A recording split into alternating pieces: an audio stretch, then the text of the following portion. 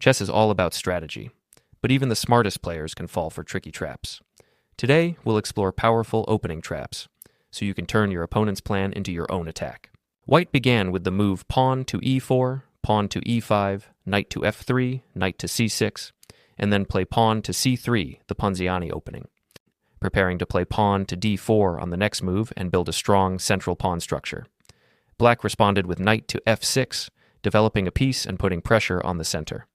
White continued with pawn to d4, and black captured the pawn on e4. This opening line isn't particularly dangerous for black, as there are several solid ways to respond. One reliable option is to push pawn to d5, challenging the center directly and achieving a balanced position, perhaps the simplest path to a comfortable game. However, in this encounter, black chose knight takes e4, which is also a good move. White then pushed pawn to d5, attacking the knight. The knight was forced to retreat, and white recaptured the pawn, restoring material equality. At this point, black needed to complete piece development, so he played knight to g6, attacking white's knight on e5 while also opening lines for his other pieces. In response, white played bishop to d3, launching a counterattack. Now both sides are attacking each other's knights. Black could have exchanged the knights on e5, leading to a roughly equal and balanced position. 2. And probably that is exactly what black should have done. However, in the actual game, black believed that white had made a tactical mistake. Instead of simply capturing white's knight on e5, black thought he could gain material by playing an intermediate move. He decided to play knight takes f2, capturing the pawn and attacking the white king. The idea was that if white recaptured this knight, black could then immediately capture the knight on e5, or even insert a check first with bishop to c5. Either way, after the exchanges, the knights would be traded, black would remain a pawn ahead, and white's king would be exposed, giving black what appeared to be a winning position. That was the plan. But things took an unexpected turn. Instead of recapturing the knight, white unleashed a brilliant surprise. Bishop takes g6, sacrificing the queen. Suddenly the tables turned. Black could not safely recapture the bishop, because if he did, white would capture the knight on f2, emerging with an extra piece. At that point, white had 3 minor pieces against black's 2 bishops, leaving black down in material and in serious trouble. What seemed like a clever tactic for black quickly backfired, putting him on the losing side. 3. That is why black decided to take the risk and capture white's queen, no matter what might happen next. Even though it was quite clear that after bishop takes f7, white would begin a dangerous attack against the black king, black chose to proceed, hoping that the material advantage would be enough to survive. So, black captured the queen, gaining a significant material lead. However, the battle was far from over. King went to e7, continued with bishop to g5, giving a check. The only move for black was king to d6. Then white played knight to c4, delivering another check and forcing the king to advance further. The black king was driven to c5, once again the only available square. And here, the game reached yet another fascinating and critical moment. At first glance, it seemed natural for white to simply capture the black queen, which would still leave white with a winning advantage. But instead, white discovered a far more brilliant and creative way to conclude the game. A beautiful finish that made this position truly unforgettable. For white then played the remarkable move knight to a3. At first glance, it appeared that the black king was attacking the knight directly. However, the true idea behind this move was far deeper.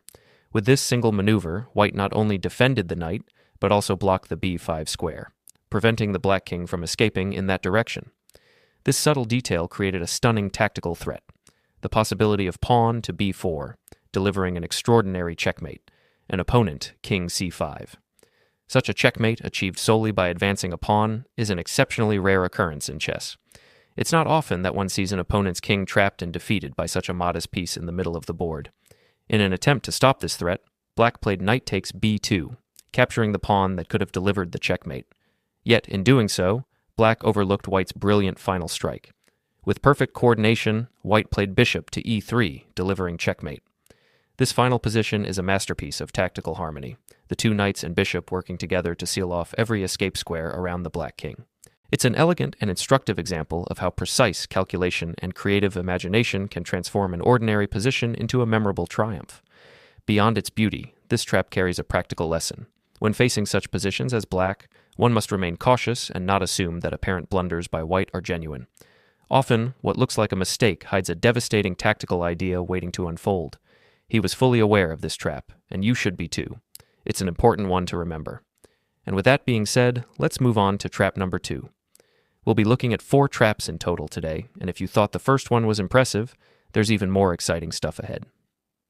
The second game we're examining is between it begins with the classical moves: pawn to e4, pawn to e5, knight to f3, and knight to f6, entering the well-known Petrov's defense. Here, however, white introduces a creative twist. Instead of the usual continuations, white plays bishop to c4, an uncommon but intriguing choice.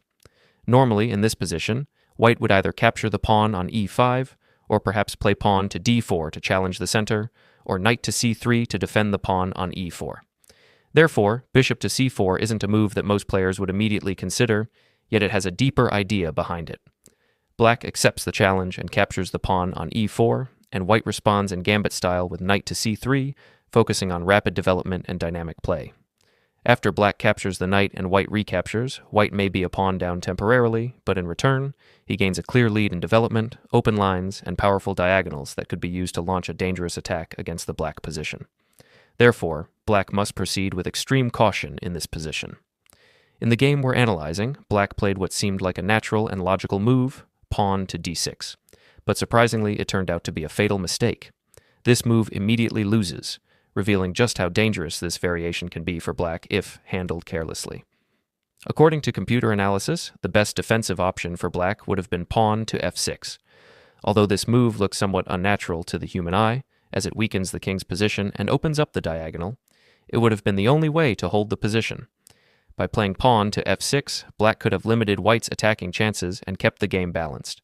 However, in the actual game, black chose pawn to d6, and white instantly responded with knight to g5, a powerful attacking move. Suddenly, it became clear that black had no effective defense against the threat to the pawn on f7. The f7 pawn is one of the most vulnerable points in a chess opening, as it is protected only by the black king. That's why, in many gambit-style positions like this, the attack on f7 becomes the centerpiece of a devastating tactical strike. And here, it was no exception. So, white played knight to g5, launching a direct and unstoppable attack on the f7 pawn. At this point, black had no effective way to prevent the capture. White could take the pawn with either the knight or the bishop, and there was simply no adequate defense. In the game, black tried to put up resistance by playing bishop to e6, hoping to trade off one of white's attacking pieces and ease the pressure. However, white once again demonstrated excellent tactical awareness. Instead of capturing the pawn on e6, which would have only equalized material, white played the brilliant move queen to f3, a move that immediately threatens checkmate and overwhelms black's defenses. Now, white's threats were threefold. 1. Queen to f7 checkmate, an immediate and deadly attack. 2. Knight to f7, forking the black queen and rook.